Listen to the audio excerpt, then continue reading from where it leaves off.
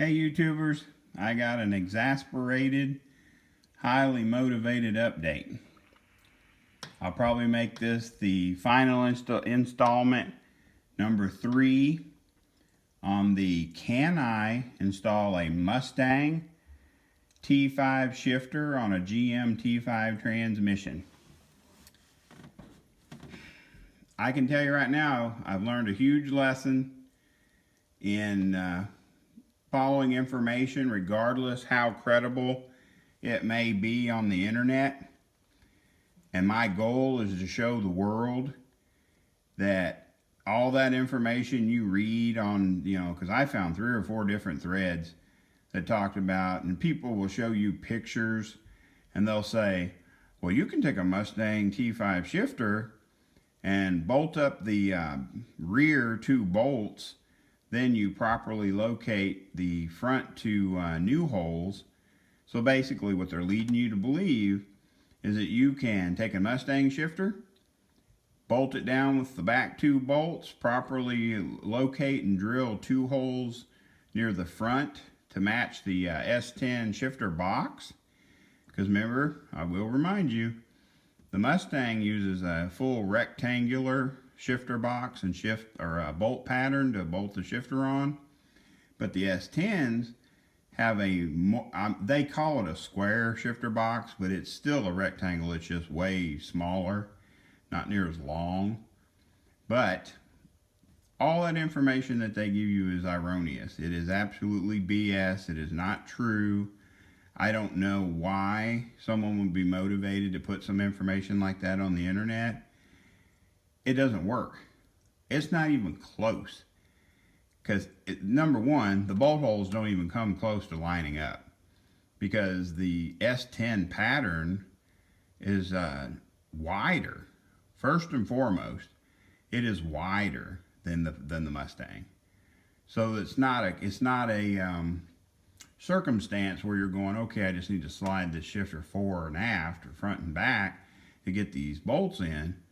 They don't line up. Like, there's no way to physically put a bolt through that Mustang shifter and bolt it to your S10 box. It's just not going to happen. Okay, so my bad. I failed. In my first video about putting the Mustang T5 on the GM tranny, I thought, okay, I read all these threads online. This is plausible. I can do this. I kind of, conveyed or regurgitated information from all these threads on the internet in that very first video. Then in the second video, I was kind of getting through, kind of trying to relay some more information, saying, okay, this is it's a lot harder than you might think. I think that was my main objective, my goal, my mental position in the second video in the series, was that, okay, this was this was a lot more work than I was expecting. You don't just bolt down the 2 back holes and drill 2 new holes and you're ready to roll. It doesn't work like that. Okay, so I took it upon myself to try to figure out how to bolt this thing on. Took an S10 T5 shifter, disassembled it, took a part or a plate from that S10 shifter and used it as a template to let me just preface that, I thought I was properly locating the holes so that it would be centered where the shifter, I'm going to call it the T, or the mechanism for the shifter that actually interacts with the transmission, would come through and be centered in the pattern. Well, that didn't work. That was a huge fail.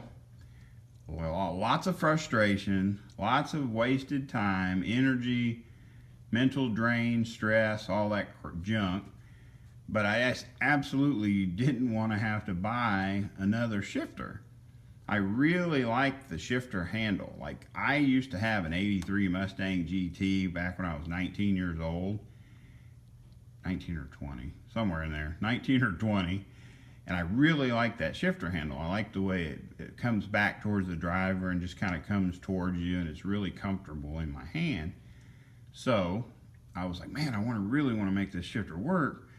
But I will tell you, after the second video, we got everything bolted on. We thought we were good to go. Fail. 100% fail. Because I could not engage first, third, and fifth gears with that. When I re-drilled it for the S10 pattern using the piece from the S10 shifter, it would bolt on. Everything seemed to be good. We thought we'd beat it. Wrong. First, third, and fifth wouldn't engage.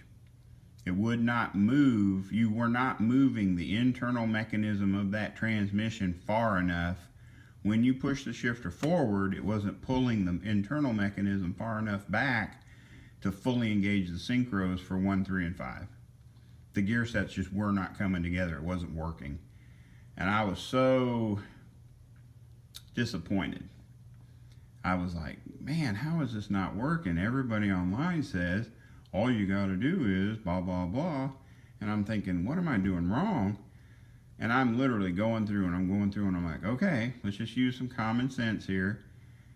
If it's not pulling, because I mean, literally, I'm getting 2, 4, and reverse like butter. I'm having no problems with them. So I'm like, okay, all I can do is, because now I've already drilled and cut off the end of this stupid shifter, or the aluminum shifter base. So now I'm sweating it because I barely have enough shifter base left in the front. Because I wish I could show you a little bit closer. I might be able to point to it when I get over there. But I can tell you, I had to drill, slot, grind, and cut the living crap out of that stupid shifter base to get it to bolt on there in a rearward, I'm going to call it a rearward, like a slid back position far enough that all the gears operate properly. I literally can't, you physically could not mount that shifter to a GM T-5 any farther back. You couldn't do it. Because right now the bolt heads are hitting the main center housing of the stupid shifter base. I have it as far back as you can go and still bolt it on. You know, use bolts to bolt it on. I suppose you could glue it on with some epoxy or something.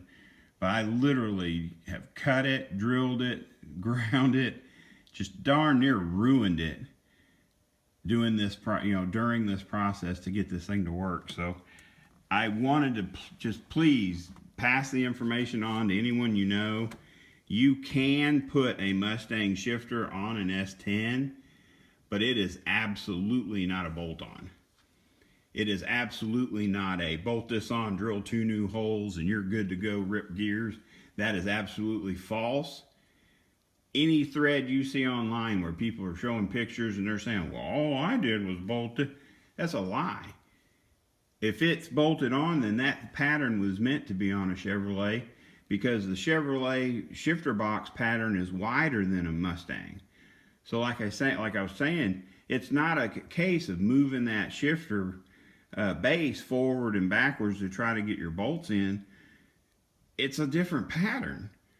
The back bolts can't even thread through, it won't go through the shifter into the shifter box of the tranny because it's a wider pattern. The holes are not even close. You couldn't force them in if you wanted. I have no idea why people would post such erroneous information unless they just haven't done it. You know what I mean? Like, you have a lot of people that want to portray themselves as like experts, or, oh yeah, I've done that before. Yeah, that'll work. All you got to do is blah, blah, blah. Why do people do that? I don't even understand.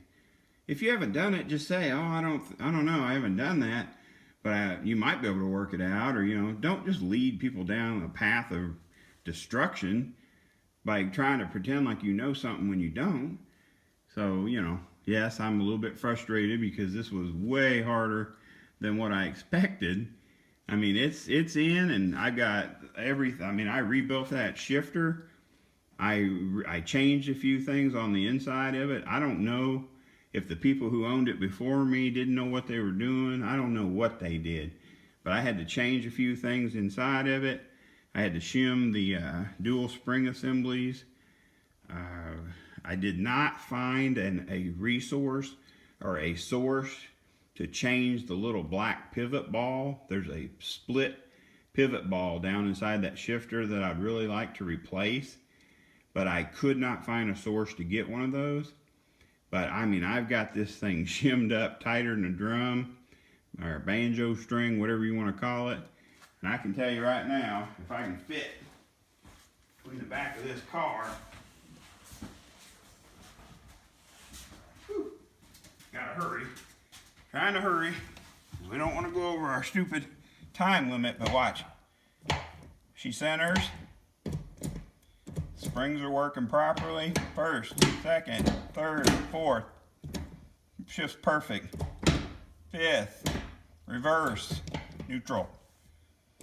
I mean, it's working. I mean, it's working, but I can tell you right now, factory hole, original S10 hole I added, slotted it. This bolt right here, the bolt on my side, is touching the housing. This mechanism can't come back any farther than it is right now. I almost cut this too short because I had to cut the front of this plate off because it kept hitting my hump in my S10 and I couldn't get it bolted flat. So I mean, you guys take that, hopefully you guys learn from this, because it was a huge stressful process. That shifter plate had to come all the way back as far as you could to bolt it on to get the internal mechanisms to work properly. I've got the positive stops adjusted, everything's good to go. I'm as happy as a peach. It's good. It's ready to roll. Oh, Lord. The learning experience. Working on cars and using old stuff is always a learning experience. I'm happy with it. It has a really good feel. I haven't sealed it with RTV. I'm probably going to use Right Stuff sealant. I haven't done that yet because I want to put a new fiber, what do they call it, a cup. Like there's a little wear fiber cup. It's a wear point that's below the, the shifter mechanism sets into a fiber cup in the T5 transmission. I want to put a brand new one of them in there just to be safe. But I'm absolutely thrilled with the way it engages. The transmission is hitting all gears. I think it's going to work great. So I appreciate you guys. I hope you guys were following this series. So in closing, yes, you can put a Mustang T5 shifter on a GM T5 transmission, but it's going to take a lot more work than you thought.